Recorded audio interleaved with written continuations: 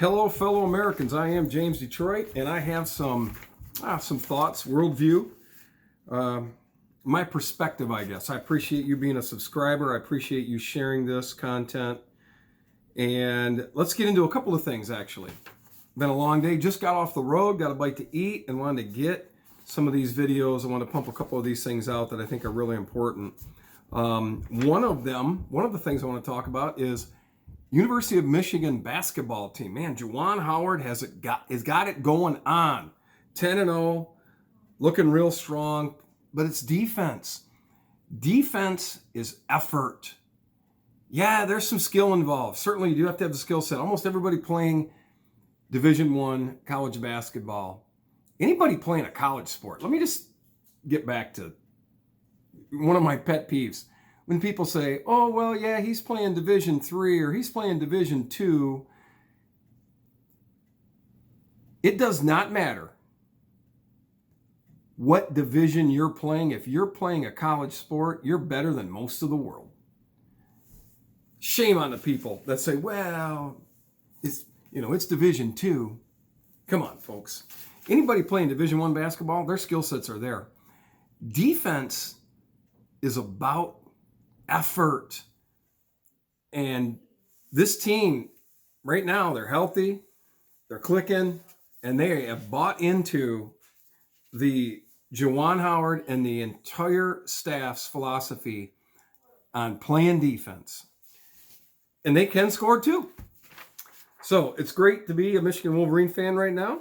And this has been a nice transition from such a dismal football season. We'll get to that another day. I have with me something I printed out last night when I got to looking at some things. And what this is when I was watching Doug TenNapel in exile, and he was going through, it was a predicting the 2020 Biden vote share by county, and it's a 90% accurate predicting election outcome for either one in any county. And it shows how Biden got 5% more votes with Dominion voting machines. And because of the topic of the YouTube video, YouTube, as you can see right here, and I'm going to read it for you, says, U.S. elections, the Electoral College has confirmed Joe Biden as president-elect. Then it gives you a big button that says, show me. And right underneath that, it says, this is the interesting part. States certify results after ensuring ballots are properly counted and correcting irregularities and errors. Really?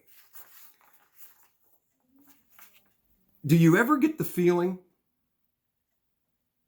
that you know something? And this is where I'm going to get back into my movie analogies, my movie quotes. The Wizard of Oz was really written about currency. And this is one of the perspectives. This is James Detroit's footnote review. It's about currency. And the Emerald City is DC. And there is a smoke and mirrors that's been going on there forever. You pay no attention to the man behind the curtain. The great Oz has spoken when Toto's pulling the curtain back and restates it. And the things just think about this for a second. That Orwell, 1984, is going to be moved from the fiction category in your local library. And it'll basically be a documentary, a foresight documentary.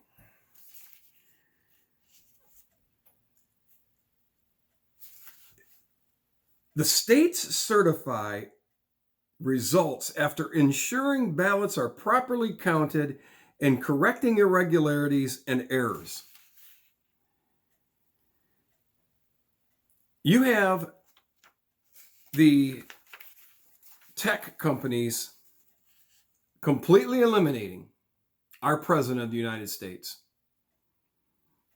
And you're okay with that. And you want to know how I know you're okay with that?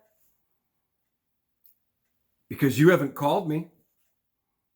You haven't been outraged. You haven't called your local senator or state rep. You have not called your congressperson and demanded that Section 230 be revoked. How do I know that? Because it's not happening. You don't care. Our First Amendment, the basis for which all other things can happen in our civilized society, in our constitutional republic, is being erased. You know, they talk about with technology that you have an exponential growth rate, that things just happen much faster, more rapid than you'd ever think. And that's what's happening with our liberties.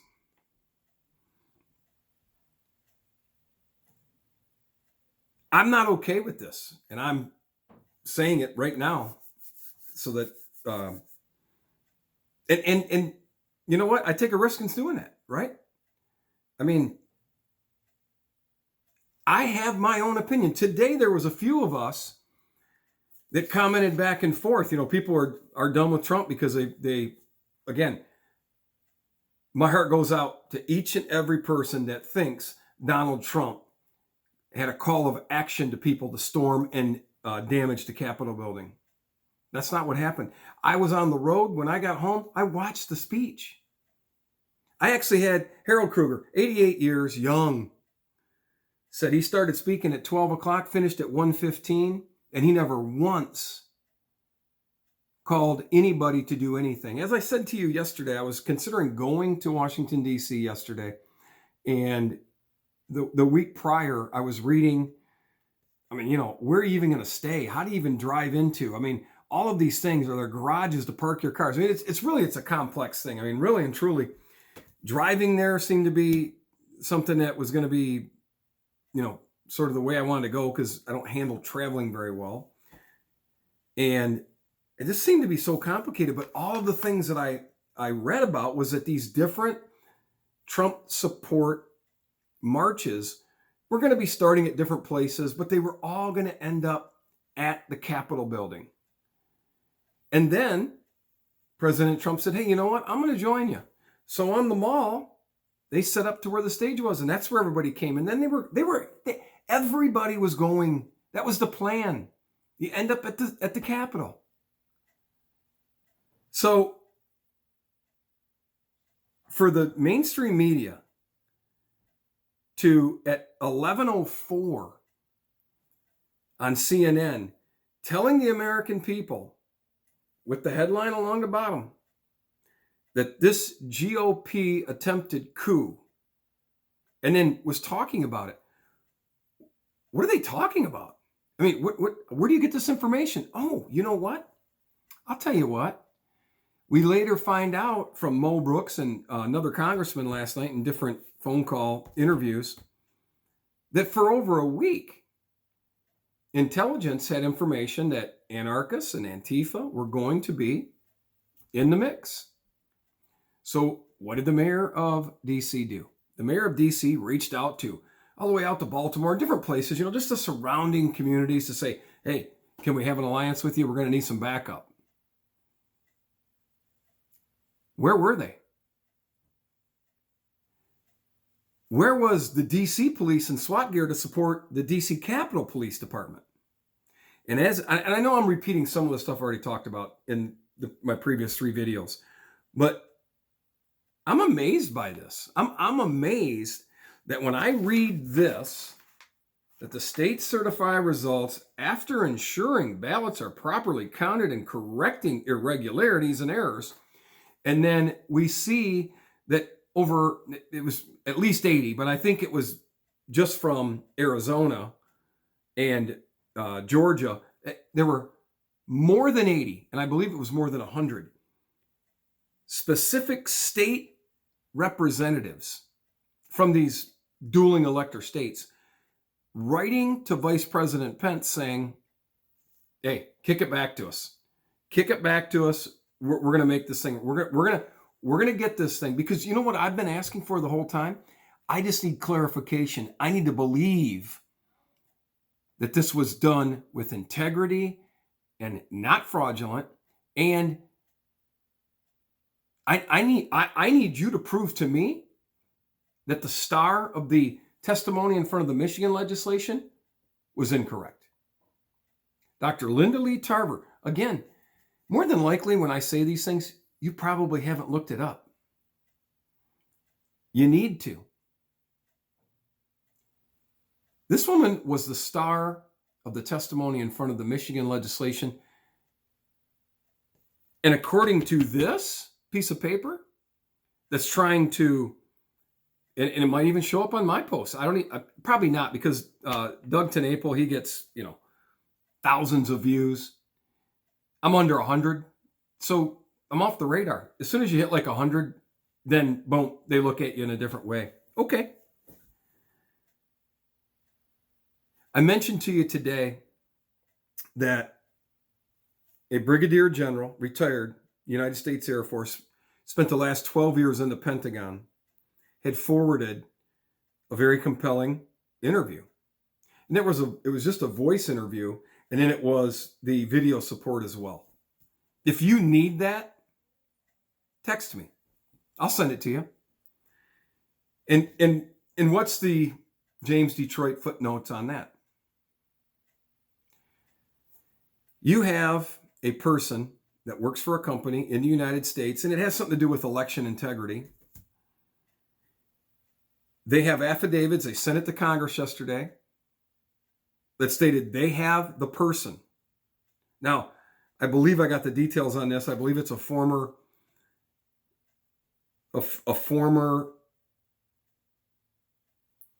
government employee of the United States that quit like the week before the election, so that if found out that he was going to be part of this, he could keep his pension, unlike the people in the FBI that had done some things and they don't get to keep their pension.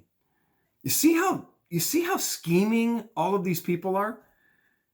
This person wasn't elected. This person went and worked for the government. And you know what?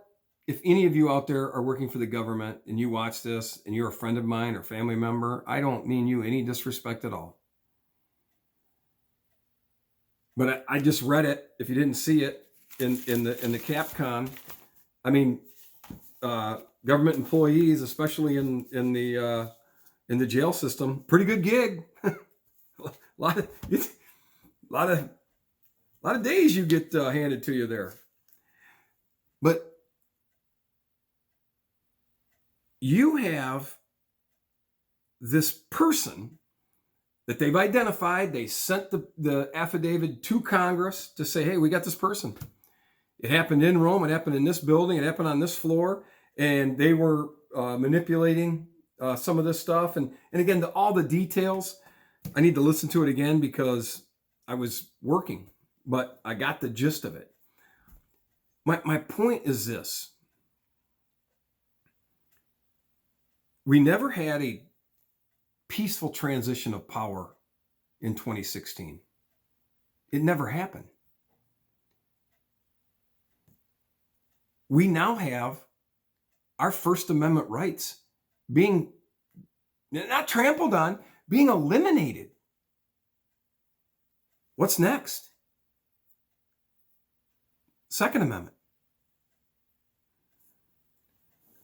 And for those people that are on Facebook and different things, because I'm not on Facebook, but I still am told, people post things like, oh, they've been, trying to say they're going to take away the Second Amendment for 50 years.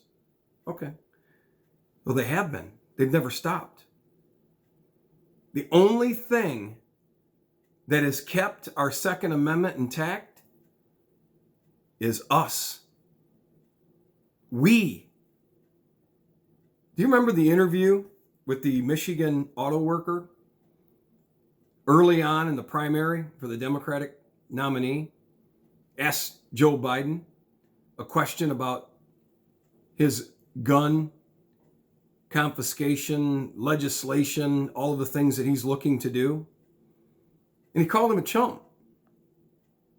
And he shouted at him. Said, probably, again, I don't remember exactly how he put it, but it was very demeaning. And the guy restated, well, wait a minute, this is what I see out there. And he just discounted that UAW. Why? I just keep asking this question. Why do the people in the union keep supporting a party that is not for everyday middle-class Americans? Even though the people at your local unions that are in positions of influence, they keep telling you that the Democratic Party is going to take care of you. They haven't. I want to try to keep these at 10 minutes. I can't. We keep talking. This is so interesting to me. States certify results after ensuring ballots are properly counted and correcting irregularities and errors. They haven't done it. They haven't done it. We get more and more information coming out about both these particular voting machines and, razor thin was this senatorial election in Georgia. And yet Stacey Abrams' sister is the judge that says, oh yeah, 4,000 plus people there don't live in the state anymore, but they can vote. They can vote. And I don't know if you've seen it or not. And again, people say, well, did you verify that? How am I supposed to verify it? I see a video that what they're saying is that these are truckloads of ballots, and they're in DeKalb County, and they're waiting to find out how many ballots they need to win the election. How do I verify that? You want me to fly down to Hartsfield-Jackson Airport and, the ATL and run in there and say, hey, let me verify. I got to verify this. Oh, that's the truck, but I don't see any ballots. Come on. Maybe it's true, maybe it's not. Does anybody find it interesting that every other county in Georgia was able to present 95% of their vote count before 11 o'clock, but at 11 o'clock, DeKalb County had like 40% reported? That was it. Oh, and by the way, I think at that time, both Purdue and Loeffler held a slight margin. How do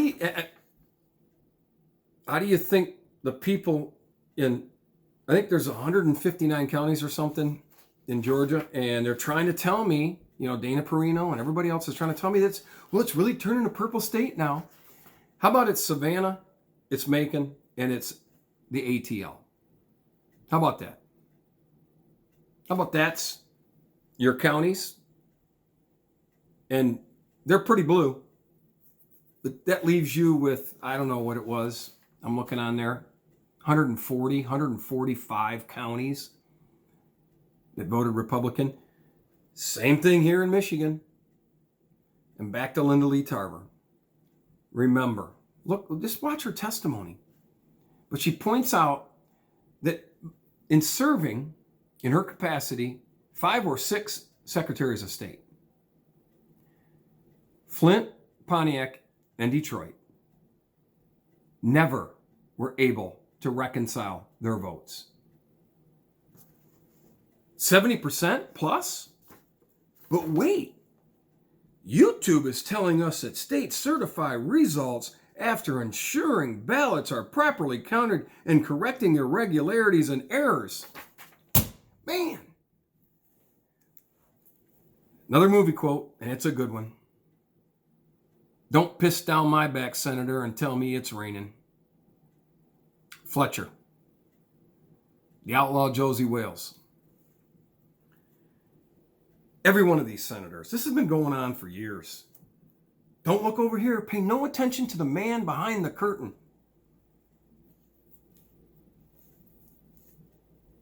I said it a couple of days ago, maybe yesterday morning. I felt like people needed to do the right thing and allow for the 10 days so that we could have some clarity on this, some closure one way or the other. Regardless of what I think at the end of the day, what Ted Cruz is really all about, his speech was pretty accurate. If you're on the left,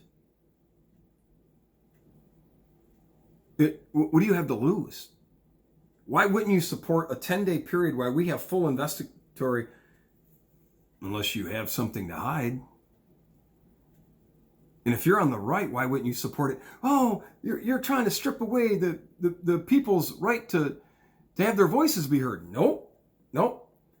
By not allowing us to have this clarification, you know, YouTube's lying to me and you and everybody else. And according to Dr. Linda Lee Tarver, this statement is not what happens in Michigan, and it has never happened in her entire career in Michigan, serving 5 or 6 secretaries of state. So you're pissing down my back and you're telling me that it's raining. Don't worry about it. Don't worry about it. Nothing to see over here. And again, the violence and the damage, the property damage, the attempted assault, the assault on the Capitol yesterday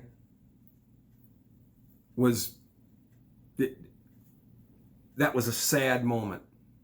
The loss of that young lady's life is the tragedy. You know, I find it interesting that the left, all year long, as buildings were burning, police cars were set on fire, Molotov cocktails were used, people were shot, cities were destroyed, violence everywhere.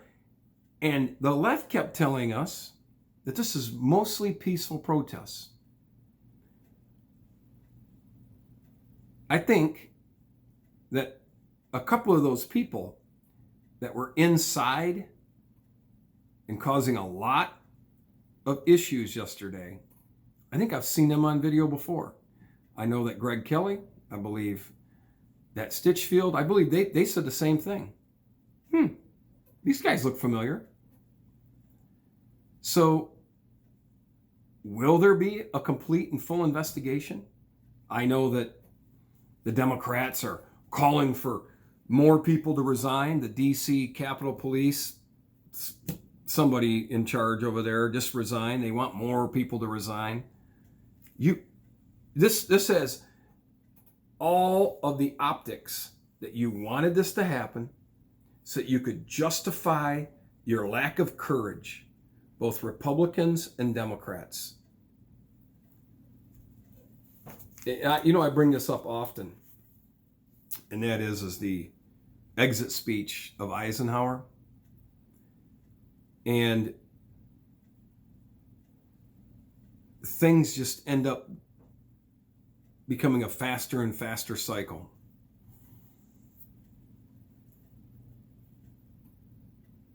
I think we've got one chance. I really do. I'm looking for a combination of divine intervention and patriots to stand up and support our president. This president is our greatest and maybe our only opportunity to defend our constitutional republic. That's my worldview. All of this has been how I see it. Today, in the United States of America, more than likely, up until 100 views on this video, I get a chance to express it with you. And some of you text me today, and you don't see it the same way I do. You want to blame President Trump, saying he incited it. Well, again, I'm just going to respectfully disagree with you. He never once told anybody to do anything violent.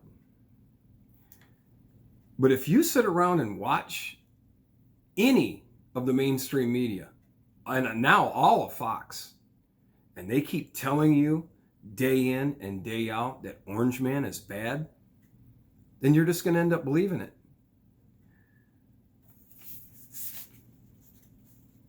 I don't know who really likes a politician, but Donald Trump's not a politician, but he is a leader. And he's one of the best leaders I've ever seen. And I have become more committed to believing in what my worldview is in support of this president. And again, I